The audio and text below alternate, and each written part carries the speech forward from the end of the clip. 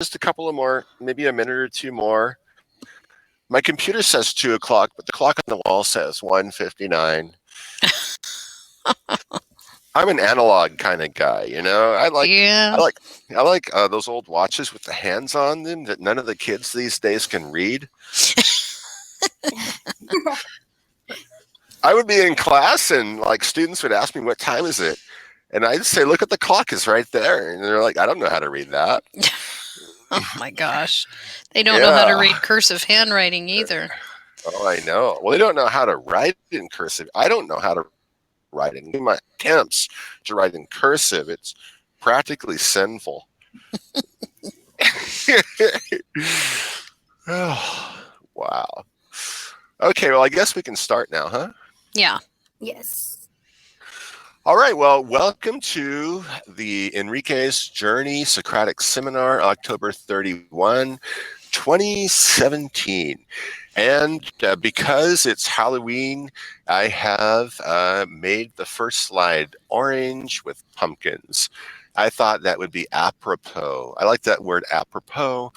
It's just a fancy word that means appropriate. So I think it ends with an S too, doesn't it, Mrs. Campbell?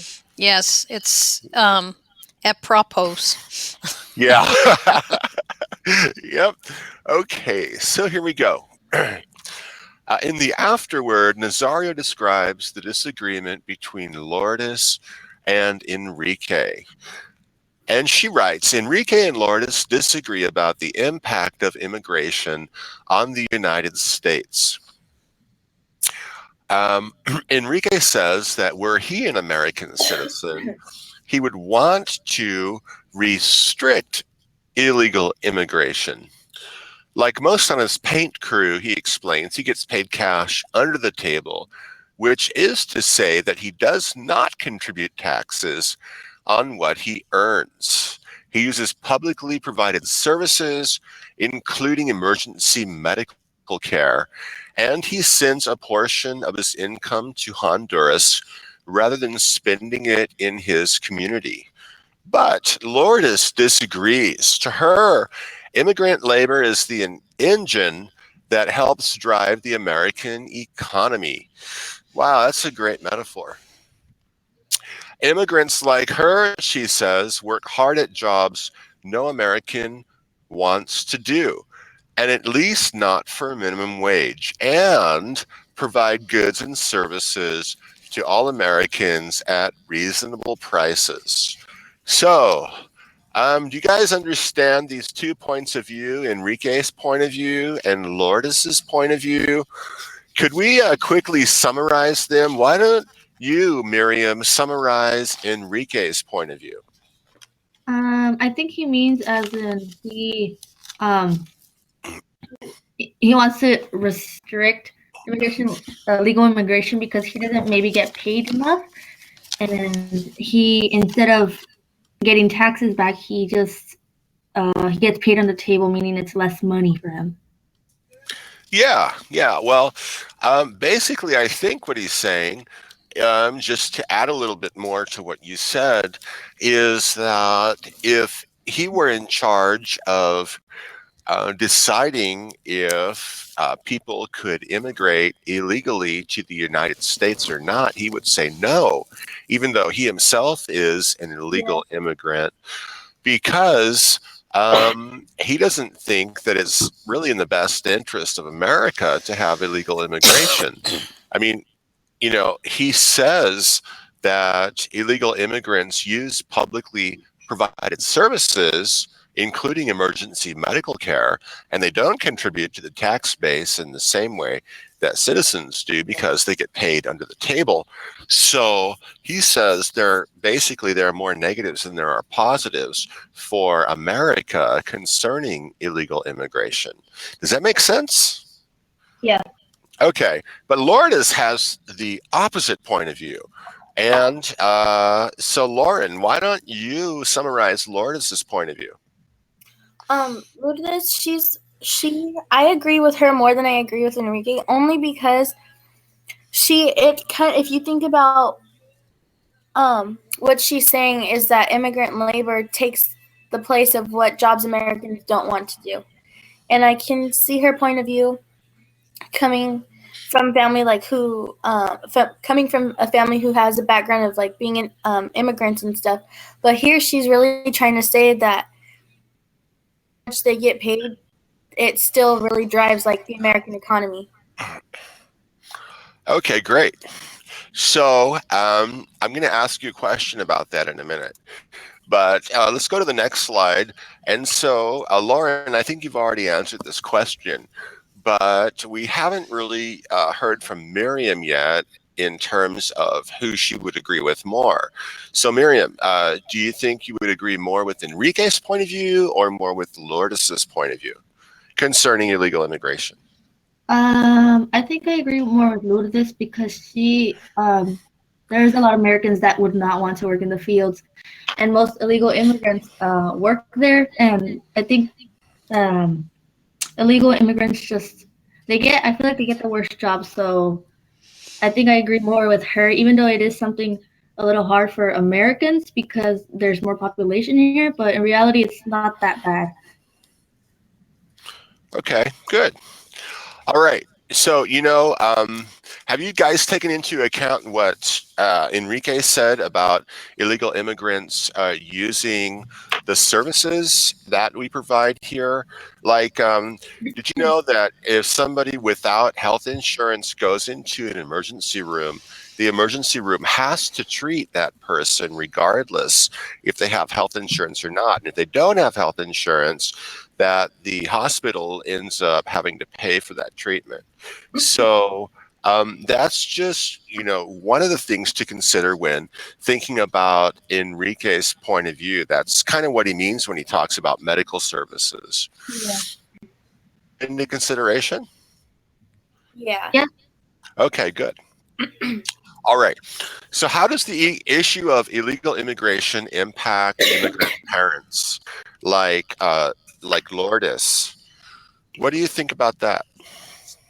I think the issue of illegal immigration is taking the risk of really never seeing your children again.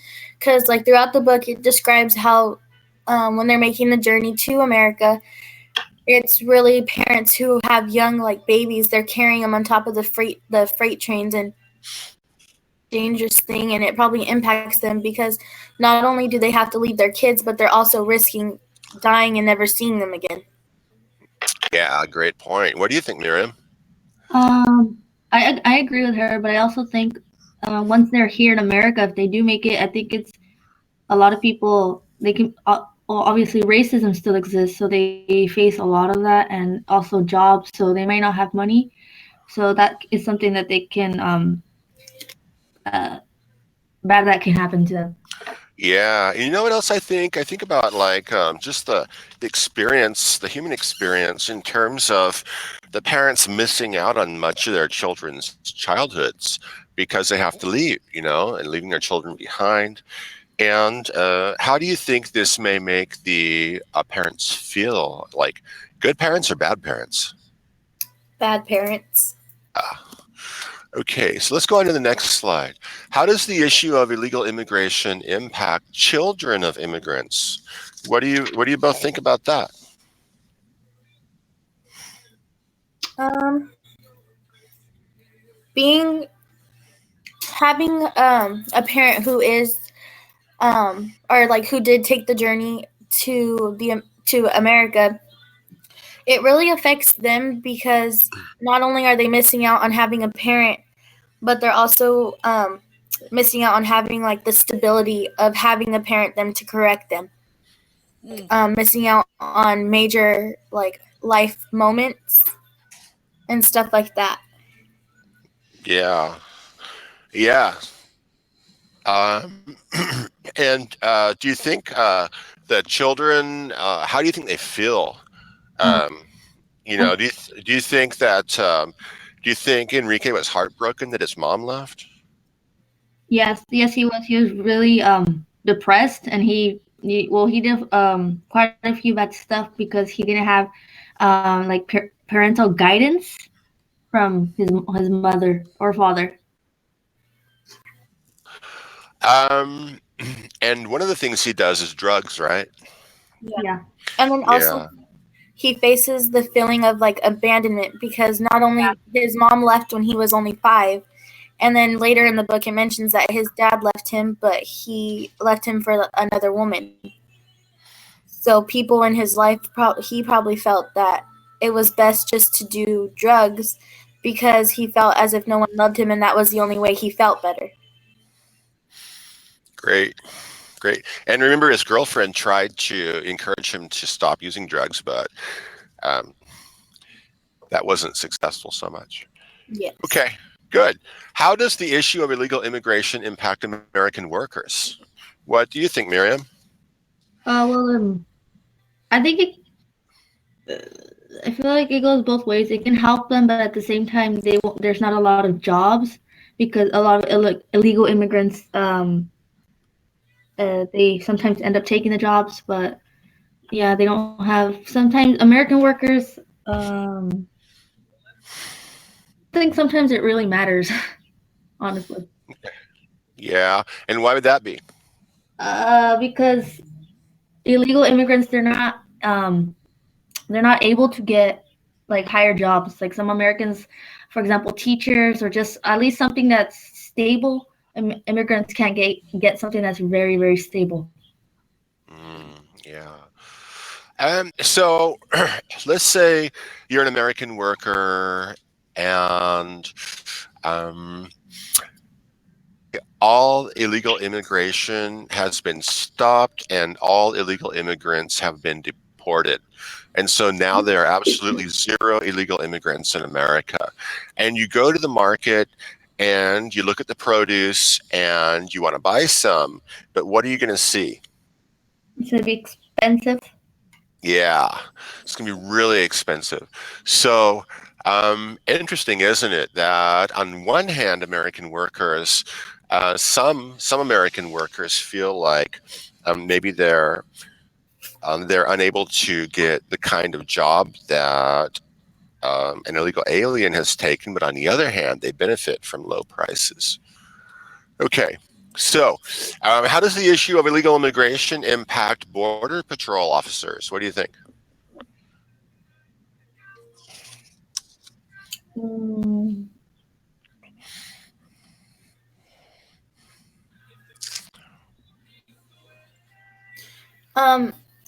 The issue of illegal immigration can impact border patrol officers because the more they come over, the more they have to do their job, and obviously they're there for that reason.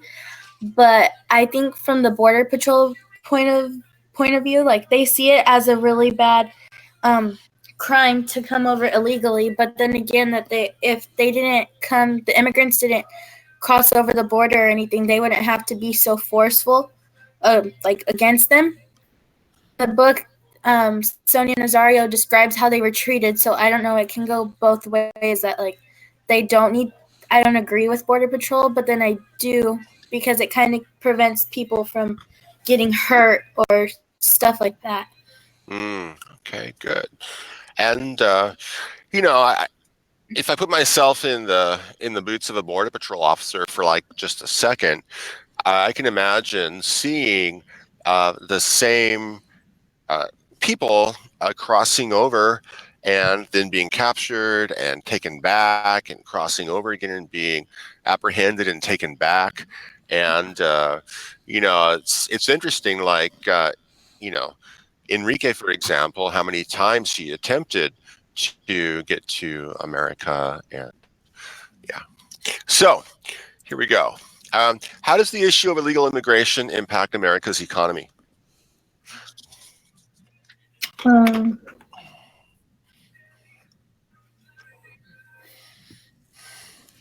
I think it has like a positive towards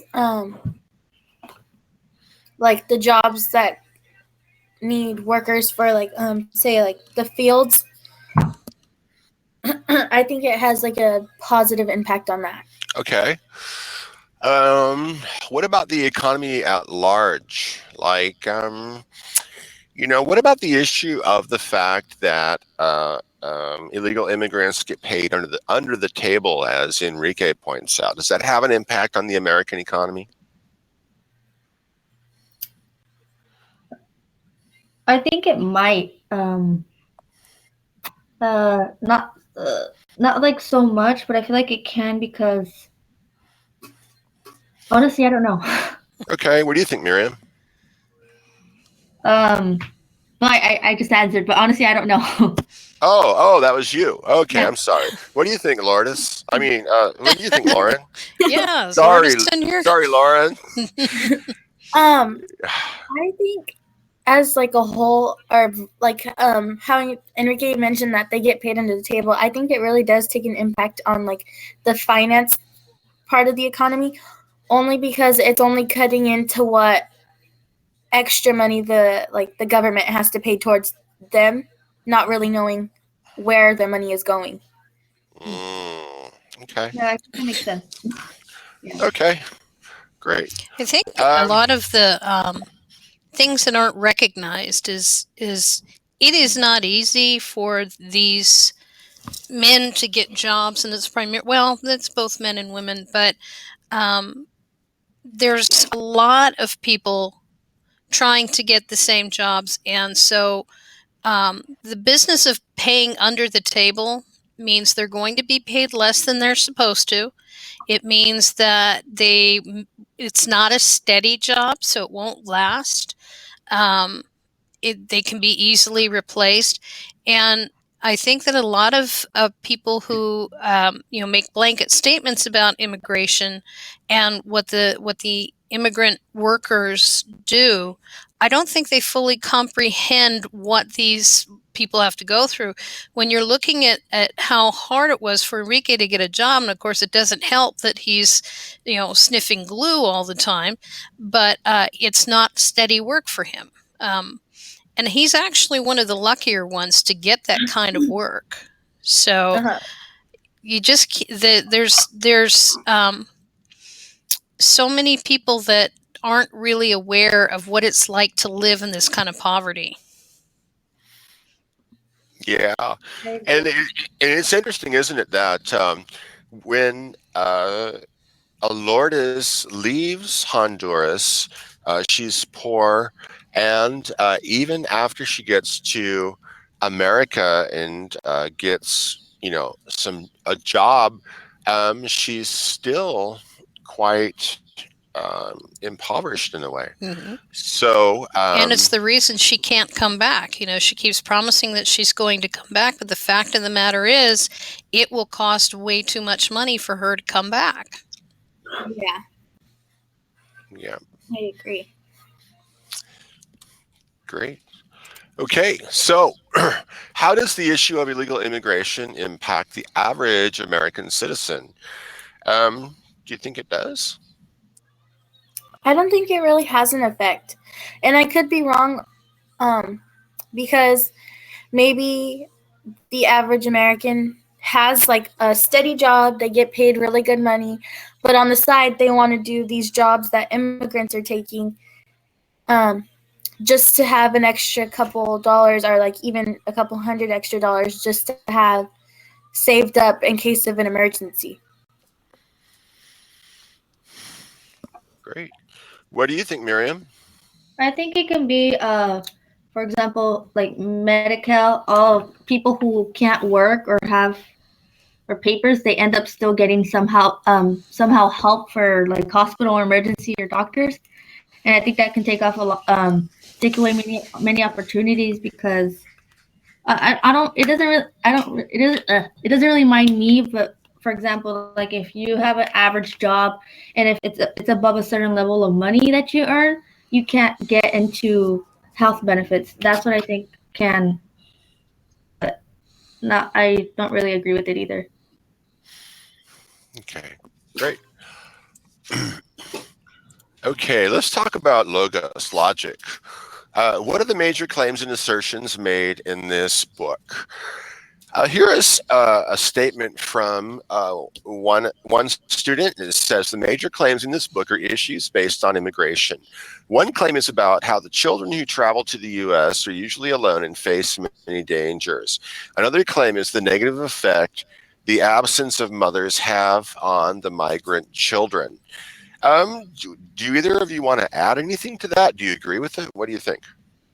I agree with it, but there is one thing that I want to add to the claim about the negative effect of the absence of mothers.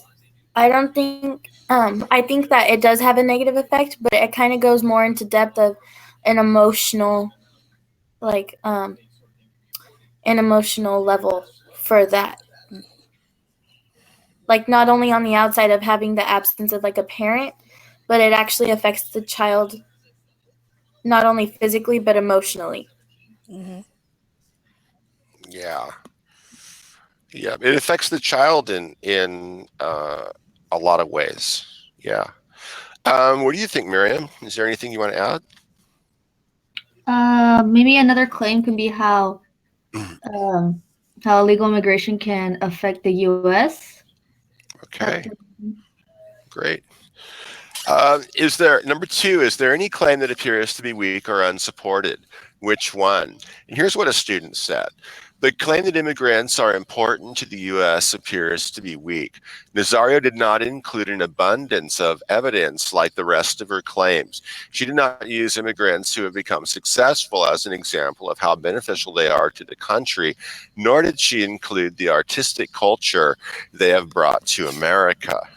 And what do you think about that statement or those statements? I agree and disagree with that because some like illegal immigrants can be important to the economy like for example having cheaper food or like produce, but artistic culture I think it has brought more positive effects more than negative.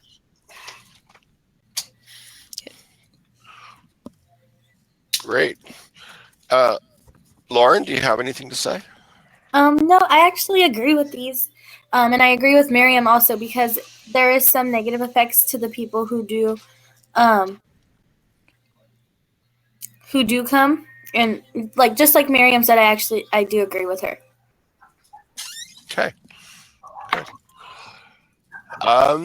Continuing with logos, can you think of counter arguments the author does not consider? Here's a statement made by a student. The author does not consider the anti-immigration views on the topic. Nazario is against anti-immigration, so I believe she does not want to focus of immigration. Did you find that to be true when you were reading the book? Did she seem biased to you? Yeah, only she did the like the positives of immigration, but she didn't really mention that a whole lot about the anti-immigration. So yeah, I do agree that it was kind of biased throughout the book. Okay. What do you think, Miriam? Yeah, I also do think it was a little biased. She did mention a lot how it affects the children emotionally and physically, so I think it was biased. Okay. Okay. So, in the afterword, she does actually mention several things that are negatives concerning illegal immigration, but that's in the afterword. Okay, so number four, do you think that the author has left something out on purpose? Why? And here's a statement and a couple of responses by students to that statement. I think the author has left out the negative effects of immigration has on the U.S. If she had included the negatives as well as the positives, then her persuasion on the topic would not be as strong. So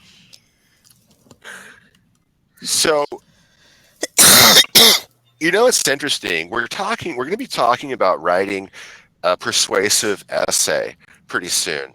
And one of the techniques in writing a persuasive essay is to identify your opposition and then give information that undercuts their point of view to make your point of view stronger. And do you think Nazario did this? Did she identify the opposition and then say, no, they're wrong? Or do you think that maybe this book was not meant to be a persuasive statement? Maybe it was just meant to convey facts. What do you think? Do you think that it was really meant to be persuasive, to persuade you? Or do you think that it was meant as a statement of fact about what people go through?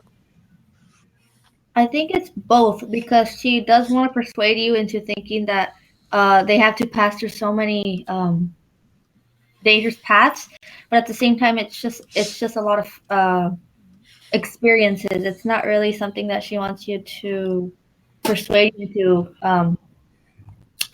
into going against going against elite. Okay, great. What do you think, Miriam? I just answered. Oh, that was you. Okay, Yeah. What do you think, Lauren? I agree with Miriam. It is a little bit of both. And to add on what she said, I personally think the reason why I think it was both is because throughout the book she's stating a lot of facts. She stated how they were treated, what the journey has to go through, and she even took the journey herself to see what they have to go through to get to America. And then the persuasion part is people to be pro-immigration. Okay, so it's more than just a human interest story. It is political. Is that what I hear you saying? Yes. Okay. All right, let's go on. One thing that was interesting, this was the One Book, One Bakersfield choice 3 or 4 years ago. And so I was able to hear Sonia Nazario speak at Icardo Center. And this question was pretty much addressed. And she said that she just wanted to give an accurate account of what he went through. If it were more political, she might have spent a little bit more time. You got to admit, Enrique is not the poster child of immigration. He makes some very dumb mistakes and some life choices that are not wise at all. But she wanted to give just his story. But when you look at the way it's written, the language that's used, I definitely hear that bias, but she wants us to believe that she's just giving us his story, that we can take from it what we will. Yeah. That's really interesting. Yeah. It reminds me of the debate between the people who say that what really matters is an author's intent, as opposed to the formalistic point of view, which is the work stands on its own regardless of what the author meant. That's an interesting question, I think, to get into at some point. Okay, great. Okay, so ethos. One's qualifications to speak on a subject. Does Sonia Nazario have the appropriate background to speak with authority on the subject? And here's a statement from a student. Sonia Nazario has the appropriate background to speak with authority on this subject. She was born from immigrant parents and grew up in Argentina and Kansas. Her family fled to the United States during the Dirty War in Argentina. Her background knowledge on immigration helps her fully understand what these children are going through. It also shows others that she knows more about the topic emotionally and physically. What do you guys think about that? I think she does have has knowledge of this, because she like the student said, she experienced it herself with her own family and herself. Okay, great. And is the author knowledgeable? Why or why not? The student says she is knowledgeable because she experienced firsthand the struggles of migrants in their homeland and in the journey to the United States. Do you agree with that? I do agree with that. She may not have. I don't remember how old she was when they were making the trip to the United States, but I think she is because not only did maybe she doesn't remember, but she's heard stories, and her parents educate her on the fact that they were immigrants and the stories of what they went through. Great. Okay, let's go to Ethos Continued. What does Nazario's style and language tell the reader about her? Mrs. Campbell, you brought this up. You talked about the style and language of the book maybe being a little different from what it was that Sonia Nazario herself said she wanted to convey. Could you say a little bit more about that? I could if I had the book in front of me. I left it downstairs again. But remember the activity that we did earlier where you were pulling out the pro-immigrant, anti-border patrol language, that kind of thing. It's pretty prevalent throughout the whole book. When you've got all of these negative terms that are being used towards the border patrol and this what Enrique is going through. He faces all of these monsters and animals and being beaten, and it's just the way that she portrays the two sides that it gives you the idea that where her beliefs lie. Unfortunately, I don't have the book in front of me. I'd love to pull out examples. Maybe either Miriam or Lauren can maybe find something that kind of indicates that she's definitely got her opinions about the immigrants and then the people who are trying to stop them. Yeah. I'm actually looking at the book right now. Good, thank you.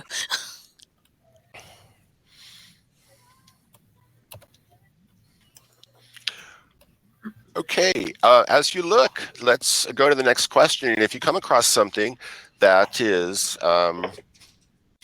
indicative of what Mrs. Campbell said, then by all means share it. Just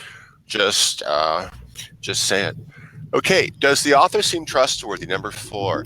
The author seems trustworthy because she gives statistical evidence and photographs of immigration taking place. For example, in the prologue section of the book, she includes plenty of statistics and information about the wave of immigrants, says a student.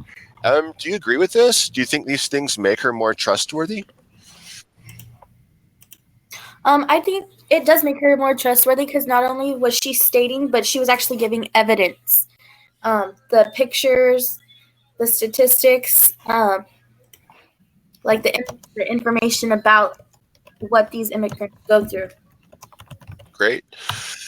Okay, and I'm going to exit and come back. Okay. All right. Does the author seem deceptive? The author does not seem to. Here's what a student said.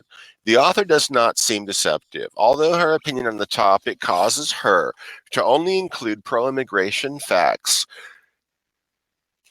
The story is about a boy who tries to migrate to the U.S. to find his mother. He faces many dangers along the way.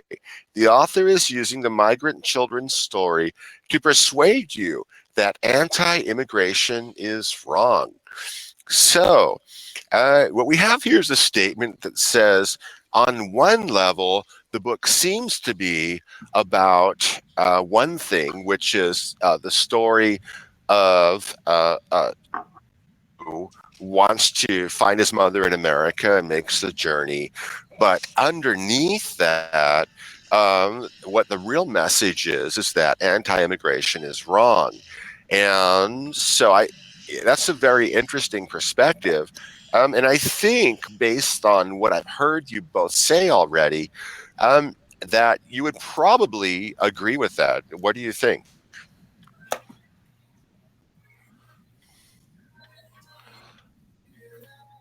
Miriam, Yes. do you agree with that? Yeah. Okay. And Lauren, do you agree with that? Yes. That's interesting. There's this fancy word. It's a $25 word, as I like to call it. Maybe it's a $50 word. I don't know because of inflation. But I shouldn't laugh at my own jokes. I'm sorry. Uh, but the word is Polyphemus. Maybe it can be pronounced Polyphemus, but then it sounds like a Greek philosopher. And, and Polyphemus just means that a work has meanings on many different levels.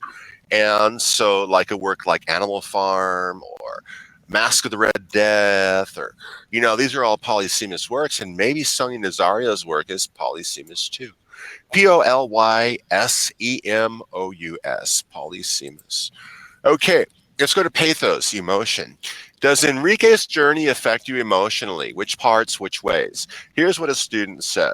The book does affect me emotionally. The tragic things that have happened to these children are awful, and what they might become because of these issues are even worse.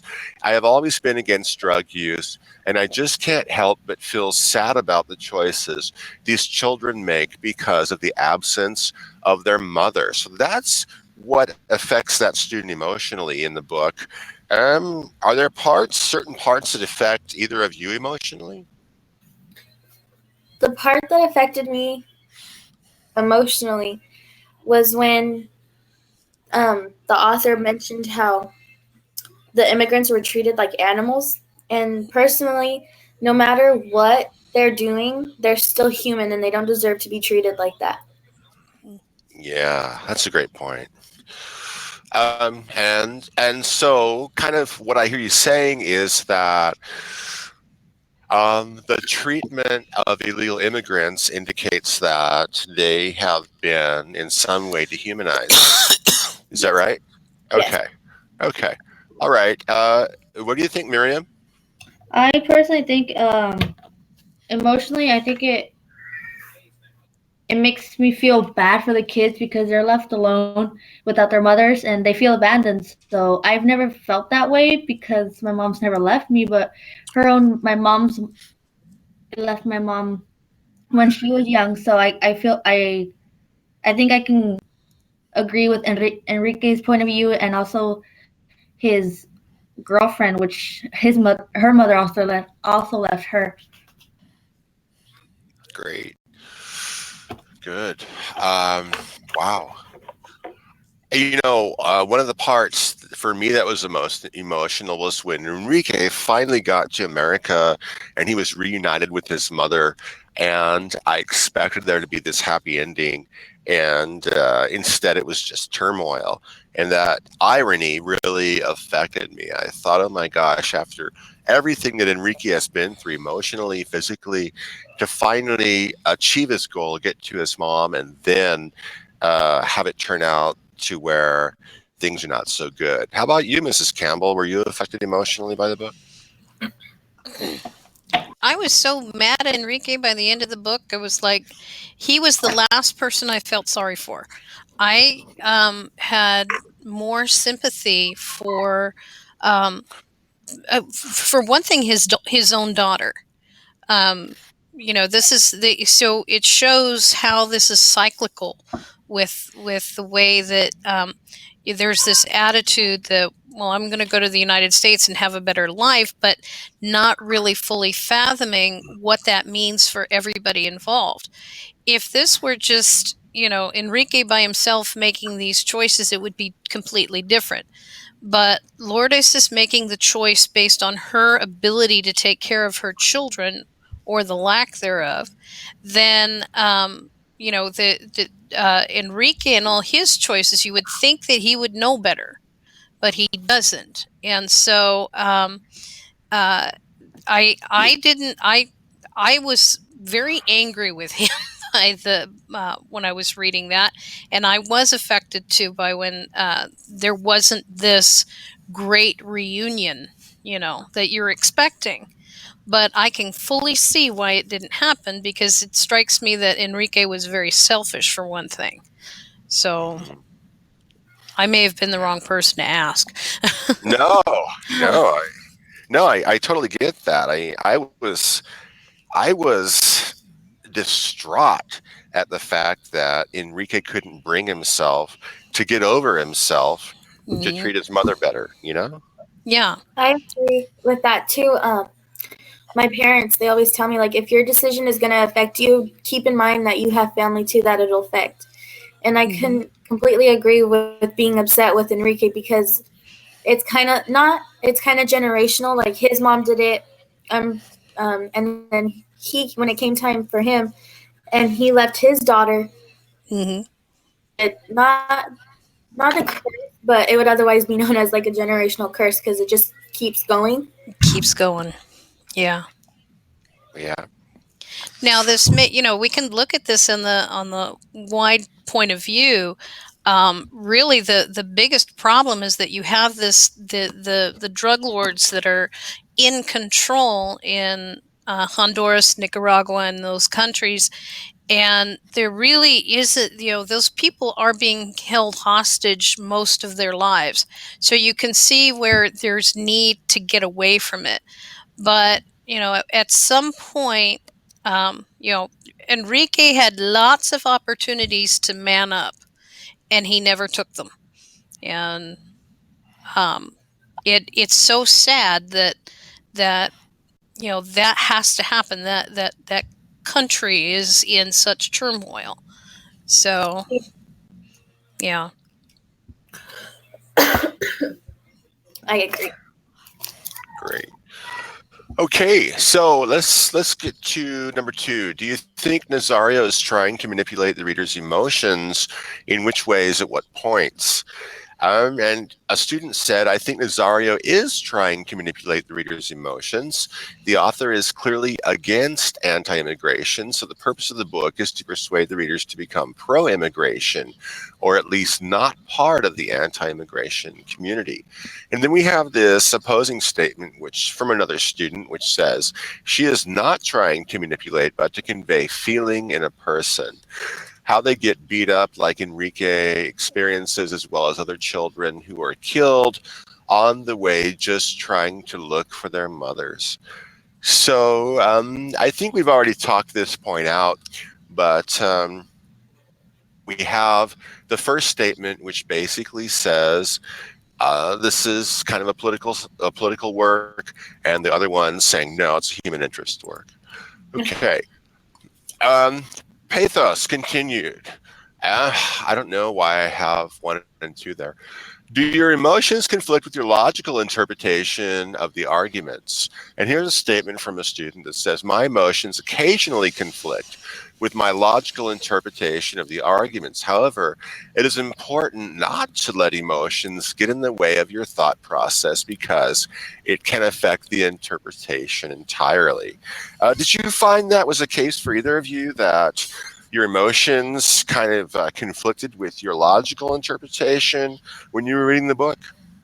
Yeah, it actually, some of my emotions, I did, yeah, I agree with that. My emotions did get in the way, but then sometimes I had to think back to with logic. Yeah, it's a really emotional read. I mean, it was a roller coaster for me. What do you think, Lauren? Lauren, I did it again. I actually agree with that statement. My emotion, because I'm a very emotional person, and did with my logical thinking, only because, like, thinking how these people are getting treated, but then you kind of have not think logically about it, because obviously it's a horrible thing. But when they come into the United States, like, how are they really affecting our economy? Because are they really good people? Are they here for the money and then go out and maybe cause like a car accident that could kill the people from drinking, from buying the alcohol with the money that they're making? Wow, you've taken this several steps farther. Wow. I just one of the things Sonia Nazario says, a statistic that she quotes, is that some amazing amount of money, like $400 billion, is sent to South America every year from immigrants, and which is 1/10, according to Nazario, of what immigrants make in the United States. And so kind of interesting. Okay. Yeah, but what, the money is they're lucky if they can get it to the families. With these drug lords that probably they're having to pay extortion and whatnot, and it's just a horrible thing and there's no way to let them know this is not a solution either. There's got to be a solution somewhere to this, but this isn't it either. Yeah. Okay, does Nazario use humor or irony? How does it affect your acceptance of her ideas? And a student says, the fact that Nazario does not use much humor in this writing makes me accept her ideas more because she is serious about the situation. I think there's a good point made there, and the point is that there has to be there's a fancy term. The fancy term is reciprocity of form and content. And what that basically means is that a work is written should be appropriate for the content in the work. And so if there were a lot of humor in this work, it would be harder to take it seriously. And so, but there is some irony, I think. And so the question at the bottom is, what is ironic about the relationship Enrique and his mother have once he gets to the United States? And I think we've already spoken about that. So we're going to move on. Unless you guys want to say something about that. I think we've discussed it. Yeah. That brings us to the essay, the writing task. And we have 15 minutes to discuss some things pertaining to the writing task. And here's what they are. First of all, is the task itself, the prompt. Honduran migrant official Norberto Giron. I think is how I would pronounce his name, but it's probably not right. Giron. Okay. It is quoted by Nazario as saying, "We are seeing a disintegration of the family.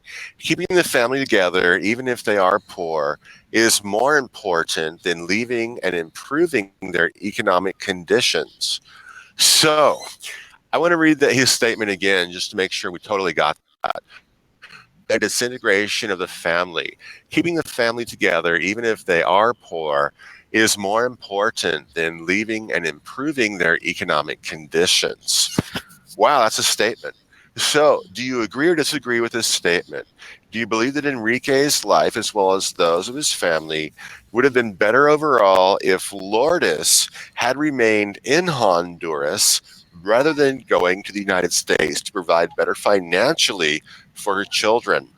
And so your task is going to be to write an essay discussing the extent to which you agree or disagree with this claim.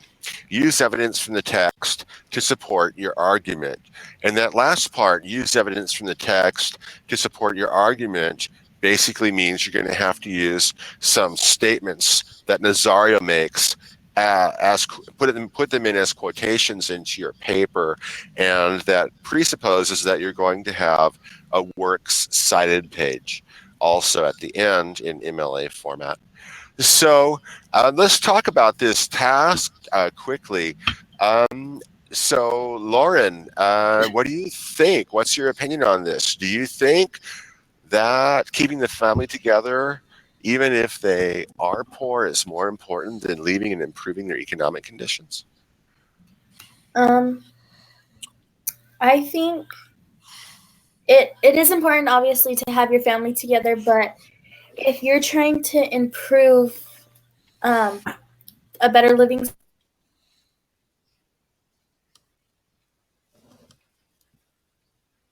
support them financially, but only because I have a great grandpa who he came to the United States to better his family, but eventually after he made enough money and he was stabilized here, he brought his family over, which is actually my grandma and my aunts and uncles.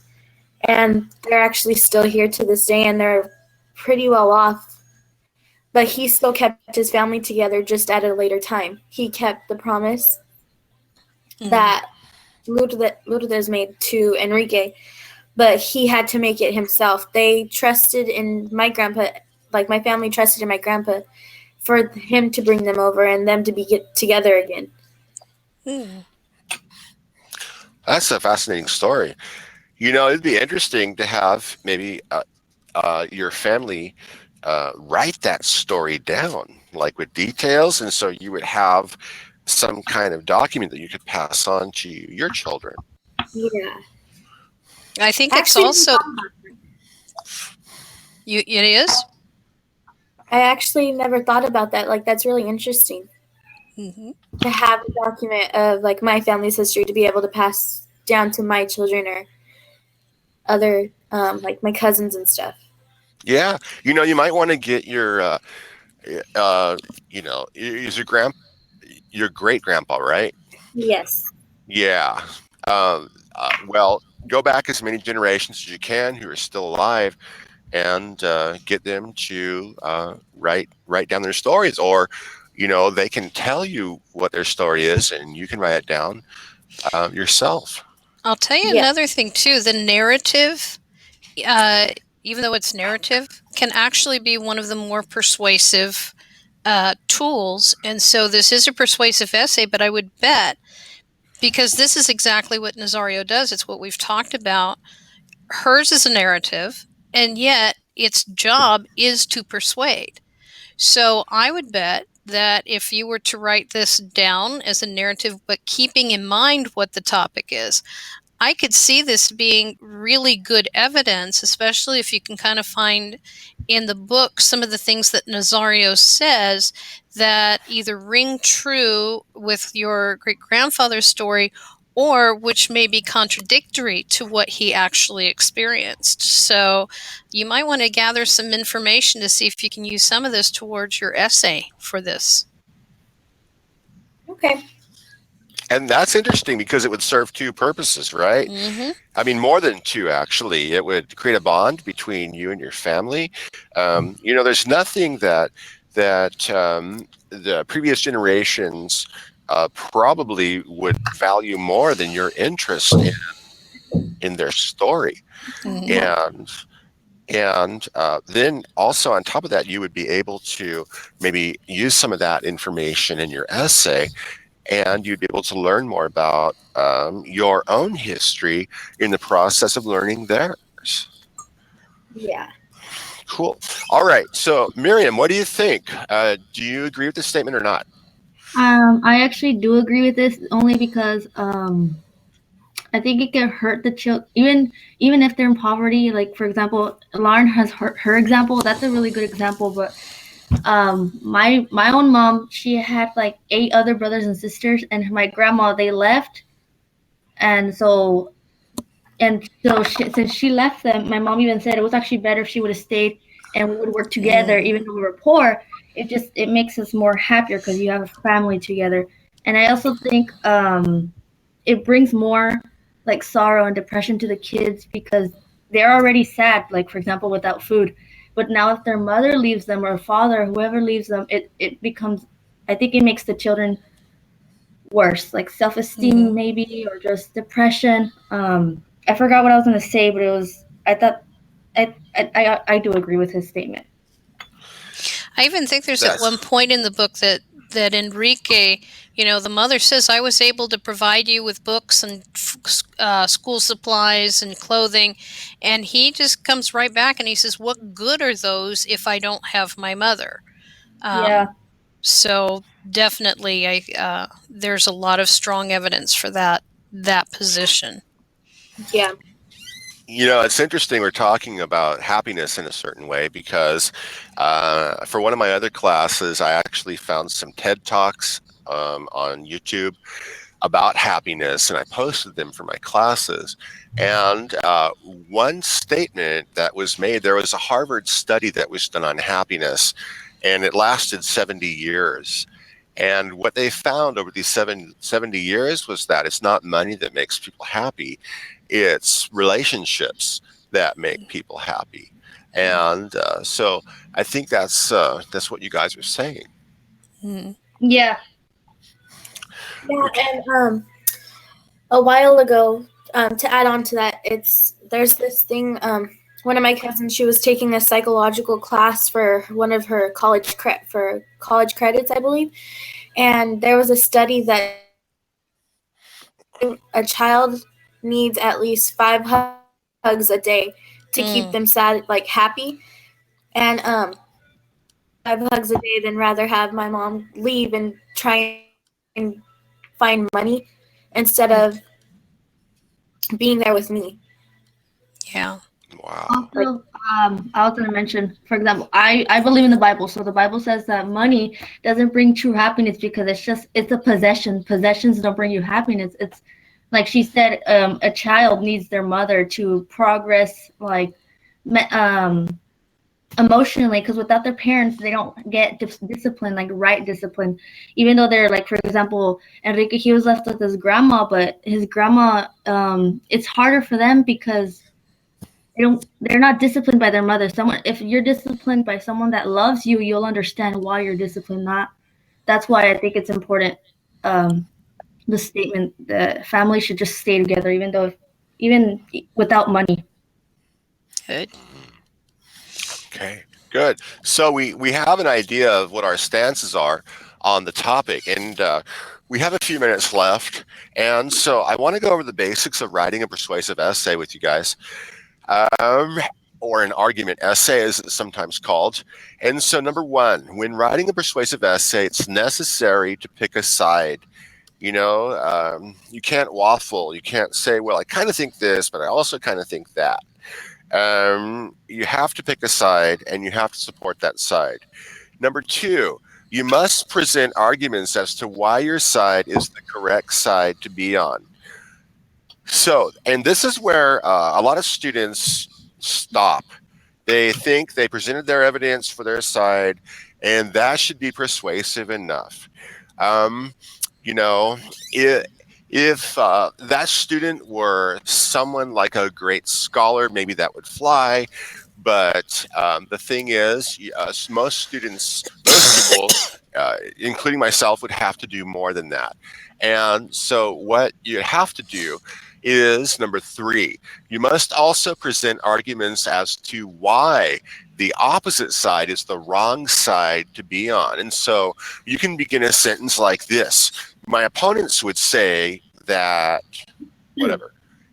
However, the opposite side is true. The opposite is true because, and so basically what you're doing is you're identifying the opposite point of view, and then what you're saying is that the opposite of that is true.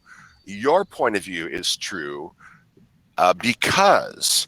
And so basically, it's very important to identify the opposition and to undercut the opposition with logic because that makes your case stronger. Okay, so for example, if you are going to take the side that it's more important for a mother to stay at home, then you would have to identify the opposing argument that says that it's more important for a mother to leave and provide financially for her children. And then you would have to say why that's incorrect.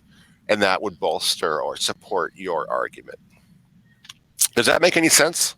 Yeah. Okay. All right. So number 4, the conclusion paragraph. When I was in school, like a junior high school, writing essays and stuff, my English teachers always told me, just reiterate what you said in the introduction in the conclusion paragraph. And I always thought that was kind of weird because I've already said what I was going to say in the introduction. Why do I have to say it again in the conclusion? Is that the way you guys have been taught by chance? Yeah, whenever when I was in school, they would put like your introduction, and then at the end it would say just restate your claim. Yeah, exactly. And that's kind of redundant, don't you think? It's like to say the same thing twice. Yeah. And so there is a technique that comes from a particular kind of essay, a particular kind of writing called the reflective essay or reflective writing. And at the end of that kind of essay, a different kind of conclusion is used. And it's called a universal statement. And it goes something like this: we would all be better off if we would just, and then you finish the sentence. And so notice the word we, it refers to all of us. It's a universal word. And so creating a universal statement to begin your conclusion paragraph is a great way to start a conclusion paragraph. And it's perfect for this essay because it lends itself to persuasion. It's like, this is the coup de grace. This is the final act of persuasion in the essay. It's your conclusion paragraph. And so I would suggest starting the conclusion paragraph with something like that. We would all be better off if we would just, and then just let your thoughts flow. Try not to repeat anything you said, but try to provide some commentary about what you said previously. We're just about out of time, if not over. There's just one more thing I want to show you, if I may. And what it is putting quotations into your paper. Here's a quote from Sonia Nazario. It's from page 233. I've underlined some words in the quote.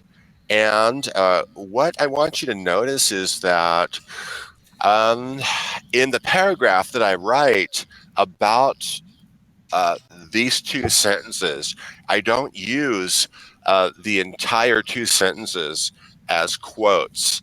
And in this paragraph that I wrote, you can see at the top of the page the words that I actually took from her two sentences.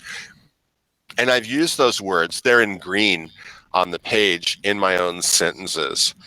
And so what I wanted to just quickly say before we sign off is that the yellow sentence at the top is the topic sentence that tells what the paragraph is about. The green highlights are basically small words that I've taken out of her large sentences.